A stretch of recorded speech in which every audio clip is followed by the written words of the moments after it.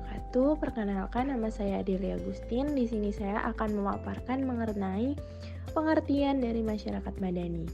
Masyarakat madani berasal dari bahasa Inggris civil society yang bermakna masyarakat sipil. Konsep civil society lahir dan berkembang dari sejarah pergumulan masyarakat. Cicero adalah orang barat yang pertama kali menggunakan kata societas civilis dalam filsafat politiknya. Konsep civil society pertama kali dipahami sebagai negara atau state. Secara historis, istilah civil society berakar dari pemikir Montesquieu dan J.J. Rousseau, John Locke, dan Hobbes. Keempat orang ini mulai menata suatu bangunan masyarakat sipil yang mampu mencairkan otoritarian, kekuasaan monarki absolut, dan ortodoksi gereja. Istilah madani menurut Munawir sebenarnya berasal dari bahasa Arab madani yang berangkat dari kata kerja madana yang berarti mendiami, tinggal, atau membangun. Kemudian berubah istilah menjadi madani yang artinya beradab, orang kota, orang sivil, dan yang bersifat sipil atau perdata. Masyarakat madani adalah istilah yang menerjemahkan konsep luar menjadi Islami, di mana dalam pergerakannya selalu dalam wayan dan asuhan petunjuk Tuhan. Sedangkan civil society adalah konsep luar yang merupakan buah modernitas, dan modernitas adalah buah dari gerakan Renaissance, di mana gerakan ini yang meminggirkan Tuhan. Yang selanjutnya merupakan konsep masyarakat madani. Masyarakat madani merupakan konsep yang merayu wajah, yang memiliki banyak arti atau sering diartikan dengan makna yang berbeda-beda. Bila merujuk pada pengertian dalam bahasa Inggris, ia berasal dari kata civil society atau masyarakat sipil, sebuah kontraposisi dari masyarakat militer. Istilah masyarakat madani selain mengacu pada konsep civil society, juga berdasarkan pada konsep negara kota Madinah yang dibangun oleh Nabi Muhammad SAW pada tahun 622 Masehi.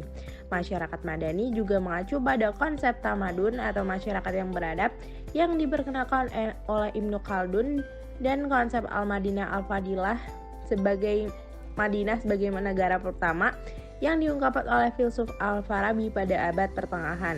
Menurut Dr. Ahmad Hatta, peneliti pada Lembaga Pembangunan Pesantren dan Studi Islam Al-Haramain, Piagam Madinah adalah dokumen penting yang membuktikan betapa sangat majunya masyarakat yang dibangun kala itu. Di samping itu juga memberikan penegasan mengenai kejelasan hukum dan konstitusi sebuah masyarakat. Bahkan dengan menyetir pendapat Hamidullah, Piagam Madinah ini adalah konstitusi tertulis pertama dalam sejarah manusia. Konstitusi ini secara mencengangkan, telah mengatur apa yang sekarang orang ributkan tentang hak-hak sipil atau civil right, atau lebih dikenal dengan hak asasi manusia atau HAM. Jauh sebelum deklarasi kemerdekaan Amerika, Revolusi Perancis, dan Deklarasi Universal PBB tentang HAM dikumandangkan. Sementara itu, konsep masyarakat madani atau dalam Hasanah Barat dikenal sebagai civil society atau masyarakat sipil muncul pada masa pencerahan di Eropa melalui pemikiran John Locke dan Immanuel Kant. Sebagai sebuah konsep, civil society berasal dari proses sejarah panjang masyarakat barat yang biasanya dipersandingkan dengan konsep tentang state atau negara. Dalam tradisi Eropa abad ke-18, pengertian masyarakat sipil ini dianggap sama dengan negara atau the state, yakni suatu kelompok atau kesatuan yang ingin mendominasi kelompok lain. Poin yang terakhir yang akan saya paparkan adalah karakteristik masyarakat madani. Di sini ada 14 poin. Yang pertama, integrasi antar individu dan kelompok terjalin secara eksklusif ke dalam masyarakat dengan melalui aliansi sosial dan juga kontak sosial. Yang kedua, kekuasaan yang ada di dalam masyarakat madani bersifat menyebar. Yang ketiga, adanya program pembangunan yang didominasi oleh negara atau pihak pemerintah dan juga program pembangunan lain yang didominasi oleh masyarakat itu sendiri. Yang keempat, dilengkapi dengan akses hubungan antara kepentingan individu dan juga negara. Yang kelima, maju dan berkembangnya kreativitas yang awalnya terhambat oleh rezim totaliter. Yang selanjutnya, yang keenam, terciptanya loyalitas atau kesetiaan serta kepercayaan. Yang ketujuh, terdapat pembebasan masyarakat melalui kegiatan-kegiatan dari lembaga sosial dengan berbagai macam perspektif. Yang kedelapan, memiliki kepercayaan dan keimanan kepada Tuhan. Yang kesembilan, hidup damai dan tentram. Yang kesepuluh, saling tolong-menolong tanpa mencampuri urusan internal seseorang. Yang kesebelas, toleransi. Yang kedua belas, terciptanya keseimbangan antara hak serta kewajiban. Yang keempat, memiliki peradaban yang tinggi. Dan yang terakhir, memiliki akhlak mulia. Assalamualaikum warahmatullahi wabarakatuh. Di sini saya Lisa Rifatul Baji akan menjelaskan mengenai sejarah masyarakat Madani. Istilah masyarakat Madani dalam bahasa Inggris dikenal dengan istilah civil society, yang pertama kali dikemukakan oleh Cicero dalam filsafat politiknya dengan istilah society civilis yang identik dengan negara. Kemudian menurut Raharjo, yaitu istilah civil society sudah ada sejak zaman sebelum Masehi. Kemudian orang yang pertama kali mencetuskan istilah civil society adalah Cicero sebagai orator Yunani.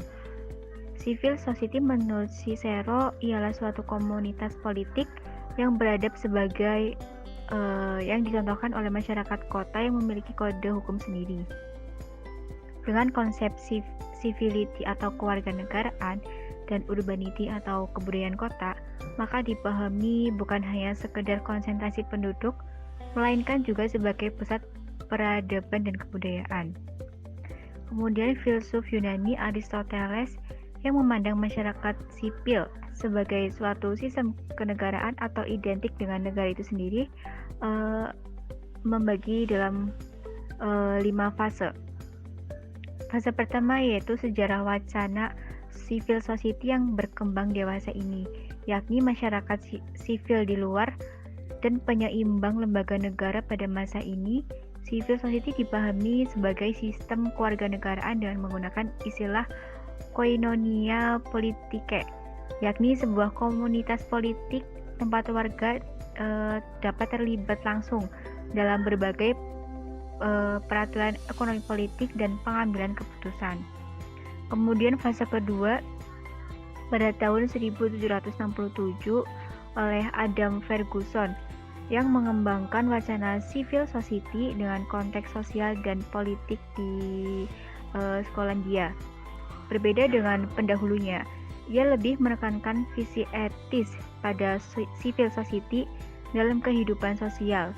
Kemudian pemahaman ini lahir tidak lepas dari pengaruh revolusi industri dan kapitalisme yang melahirkan ketimpangan sosial yang mencolok. Kemudian fase ketiga. Fase ketiga ini berbeda dengan pendahulunya pada tahun 1792 oleh Thomas Paine yang memaknai wacana civil society sebagai suatu yang berlawanan dengan lembaga negara. Bahkan ia juga dianggap sebagai antitesis negara, yaitu yang bersandar pada paradigma ini. Kemudian peran negara sudah saatnya dibatasi, dan menurut pandangan ini, negara tidak lain hanyalah keniscayaan berburuk belaka. Konsep negara yang absah menurut pemikiran ini adalah perwujudan dari delegasi kekuasaan yang diberikan oleh masyarakat demi terciptanya kesejahteraan bersama. Kemudian fase keempat. Pada fase ini, wacana civil society selanjutnya dikembangkan oleh Hegel pada tahun 1770 sampai 1831 Masehi. Kemudian Karl Marx pada tahun 1818 sampai 1883 Masehi dan Antonio pada tahun 1891 sampai 1837 Masehi. Dalam pandangan ketiganya, civil society merupakan elemen ideologis kelas dominan. Dalam pemahaman ini adalah reaksi atau pandangan Paine. Hegel memandang civil society sebagai kelompok subordinatif terhadap negara.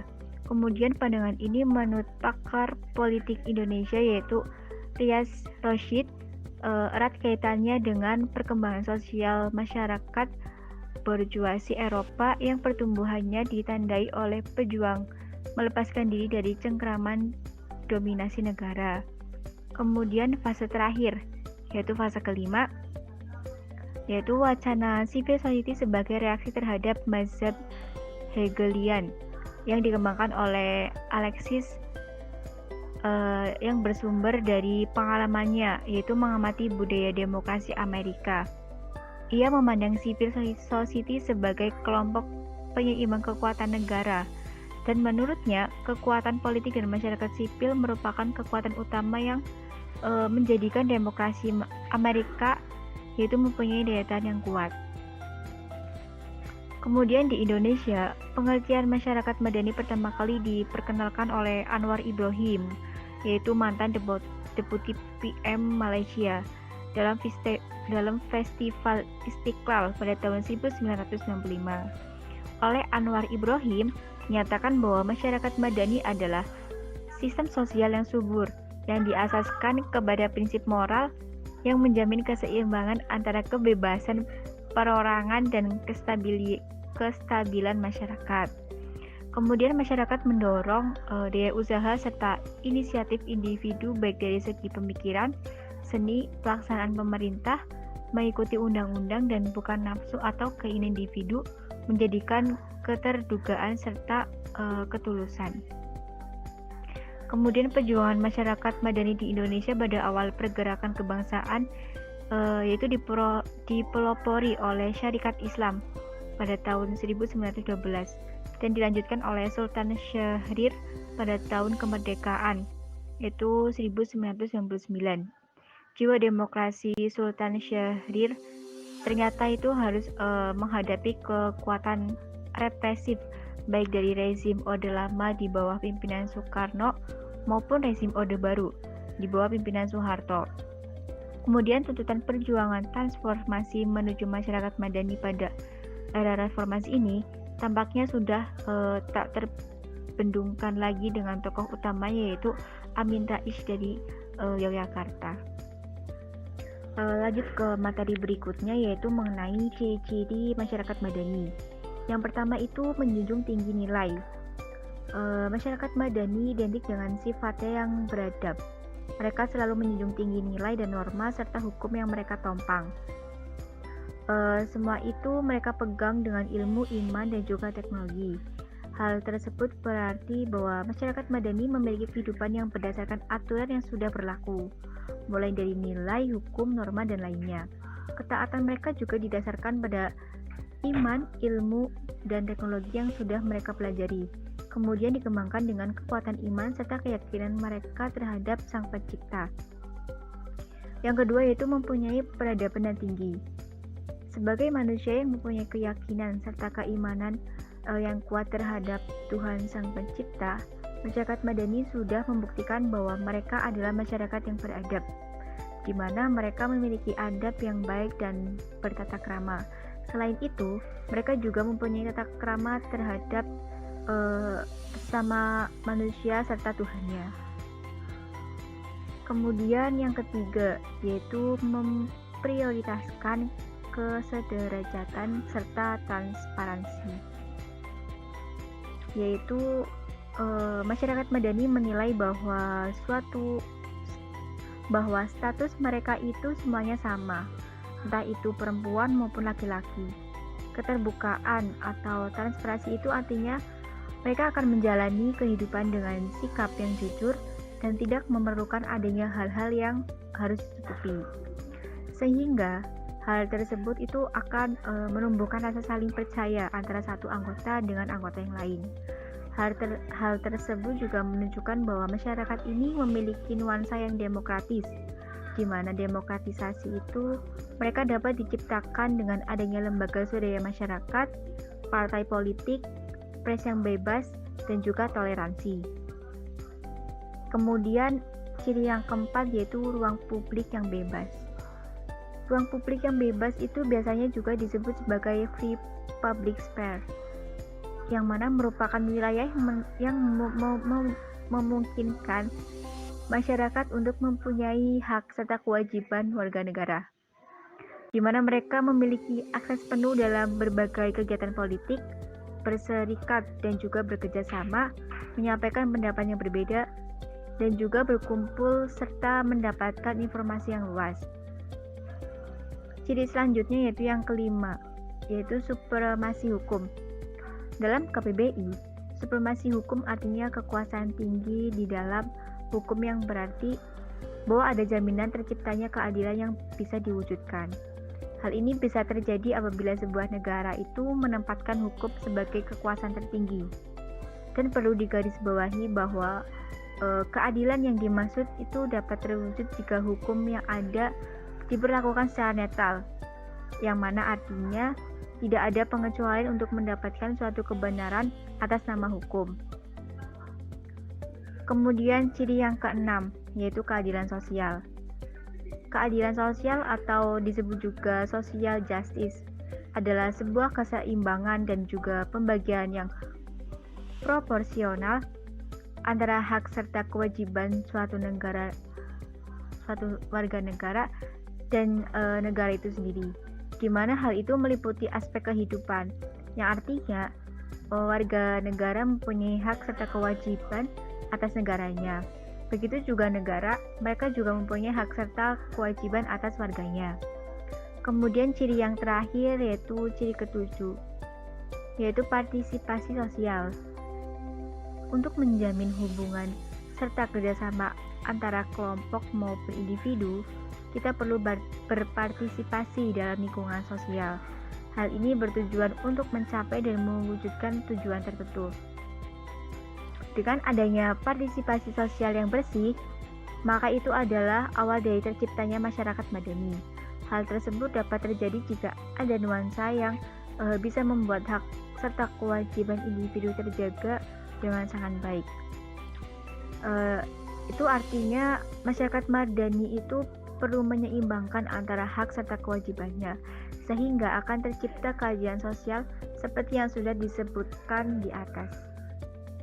Assalamualaikum warahmatullahi wabarakatuh. Saya Bereni Islamiyati akan melanjutkan materi mengenai problematika masyarakat madani di Indonesia. Yang pertama, paradigma dan praktek. Indonesia merupakan negara yang memiliki banyak kultur budaya, etnis, dan agama. Adanya keberagaman ini merupakan sebuah anugerah yang patut disyukuri dengan arif dan bijaksana. Namun, pada kenyataannya, keberagaman juga menjadi kendala bagi kita untuk menjadi masyarakat yang dapat menerapkan pemikiran masyarakat madani. Kultur budaya, etnis, dan agama menjadi isu perbincangan yang tak kunjung selesai dan menjadi pemicu perpecahan. Dalam kultur masyarakat Indonesia, kita mengetahui bahwa ada banyak sekali perbedaan nilai dan norma yang terdapat di dalamnya. Lewat budaya itulah masyarakat memandang fenomena yang terjadi di Indonesia dan mereka merespon dengan perilaku yang sangat beragam. Sehingga hal tersebut menjadi dasar susahnya untuk memberi pemahaman dengan satu cara. Artinya, membutuhkan konsep kemadanian yang mampu menimbang serta mendukung kultur yang mereka miliki, yang nantinya akan mempengaruhi paradigmanya terhadap konsep masyarakat madani. Selain itu, tatanan peradaban dalam dimensi sosial horizontal, masyarakat madani juga memperhatikan dimensi vertikal transendental. Mengingat problema dalam masyarakat bukan hanya problema sosial politik semata, tetapi juga problema sosial spiritual. Kemudian, pada poin selanjutnya, kita memiliki masalah yang sangat jelas dan rumit di Indonesia, yakni tentang praktik konsep kemadanian. Jika kita memandang sekilas, tentu kita akan segera berkomentar bahwa di Indonesia masyarakat madani tidak terwujud. Kita dapat melihat bukti yang sangat nyata terjadi di kalangan masyarakat. Contohnya, kriminalitas yang semakin tinggi di Indonesia. Bahkan anak-anak bangsa sudah banyak terkontaminasi moral buruk. Hal ini tentunya merupakan berita yang menyakitkan bagi cita-cita Indonesia untuk membentuk masyarakat yang cerdas dan sejahtera, serta membuat bangsa menjadi terlihat sangat menyedihkan. Dan tentu dengan mudah bisa kita simpulkan bahwa di Indonesia tidak terterapnya praktik masyarakat madani. Contoh lain yang bisa kita lihat yaitu maraknya perselisihan antara pelajar, antar suku, bahkan antar kampung. Betapa besar petaka akibat perbuatan buruk macam ini. Jadi, hal ini menunjukkan bahwa kurangnya pemahaman terhadap konsep masyarakat madani di Indonesia. Kedua, yaitu hambatan penerapan. Hambatan terbesar yang dihadapi Indonesia dalam mewujudkan masyarakat madani adalah kebodohan. Kebodohan dalam hal ini mencakup seluruh unsur kehidupan yang menyebabkan banyak masyarakat apatis serta fanatik terhadap golongan. Hal ini tentunya menjadi dasar terjadinya kriminalitas, kemiskinan, serta kebobrokan masyarakat Indonesia. Adapun hambatan lain yang dihadapi adalah merupakan bagian dari tindak kebodohan itu sendiri. Assalamualaikum warahmatullahi wabarakatuh. Saya Desi Pramelinia. Di sini saya akan menjelaskan mengenai masyarakat madani di Indonesia. Seperti yang kita ketahui, masyarakat Indonesia memiliki karakteristik yang berbeda dari masyarakat lain di negara-negara yang ada di dunia. Perbedaan ini dapat dilihat dari keberagaman masyarakatnya yang biasa kita sebut sebagai masyarakat yang plural. Sikap toleransi yang tinggi dan saling pengertian antar sesama warganya. Juga adanya sanksi moral yang berlaku dalam masyarakat. Perubahan sosial, ekonomi pada masa kolonial merupakan awal munculnya cita-cita masyarakat madani di Indonesia, terutama ketika Belanda mengenalkan kapitalisme di Indonesia. Proses industrialisasi, urbanisasi, dan pendidikan modern membuat elit pribumi memiliki kesadaran baru untuk membentuk organisasi sosial modern. Perkembangan masyarakat madani dapat dilihat ketika perubahan dari masa Orde Lama menuju Orde Baru, di mana pada masa ini mulai terbentuk pertumbuhan ekonomi, terjadinya pergeseran pola kehidupan masyarakat agraris, semakin berkembangnya masyarakat kelas menengah, dan pendidikan yang semakin tinggi. Kemudian, ketika masa berubah dari Orde Baru menuju reformasi, perkembangan masyarakat madani di Indonesia semakin terlihat. Hal ini dikarenakan jaminan HAM mulai terpenuhi dengan baik. Sementara itu, permasalahan yang menghambat perkembangan masyarakat madani Indonesia dari era Orde Lama hingga reformasi seperti saat ini selalu sama. Di antaranya, yang pertama, berkembangnya orang miskin dan orang yang merasa miskin. Lalu, laju pertumbuhan LSM dan partai politik yang semakin menjamur dan tidak terkendalikan, serta memungkinkan ketidakjelasan. Selanjutnya, semakin banyak kaum cendekiawan, namun mereka lebih berorientasi kepada kekuasaan. Pers semakin canggih dan berkembang pesat, namun justru pesimisme masyarakat yang terjadi. Lalu, tingginya rasa rendah diri dan kurangnya rasa ingin bersaing. Untuk membentuk masyarakat madani di Indonesia, diperlukan cara yang sistematis melalui pemberdayaan masyarakat dalam berbagai aspek kehidupan. Masyarakat madani ialah suatu masyarakat yang demokratis dan menghargai hak-hak serta tanggung jawab manusia. Nah, berikut ini merupakan prinsip-prinsip dalam membangun masyarakat madani di Indonesia. Yang pertama, kenyataan adanya keragaman budaya Indonesia yang merupakan dasar pengembangan identitas bangsa Indonesia dan kebudayaan nasional. Yang kedua, adanya saling pengertian antar anggota masyarakat. Yang ketiga, adanya toleransi yang tinggi, serta yang terakhir adalah kepastian hukum. Jadi, terdapat kepastian hukum. Salah satu prinsip yang digunakan dalam membangun masyarakat madani di Indonesia adalah adanya kepastian hukum. Tentu kepastian hukum ini adalah sesuatu yang sangat penting. Dan materi yang terakhir adalah tantangan masyarakat madani di Indonesia. Apa saja sih tantangan masyarakat madani di Indonesia? Yang pertama, mengembangkan sikap demokratis. Tentu, sikap demokratis adalah suatu hal yang harus kita usahakan bersama. Berikutnya, keberagaman yang dimiliki Indonesia mengharuskan setiap masyarakat di dalamnya memiliki sikap toleransi yang tinggi. Lalu, terwujudnya tatanan masyarakat yang saling pengertian satu dengan lainnya. Menjadi masyarakat yang saling mengerti antara satu warga dengan warga yang lain juga merupakan tantangan agar masyarakat madani di Indonesia dapat terwujud sebagaimana yang kita semua harapkan. Lalu berakhlak mulia, beriman dan bertakwa.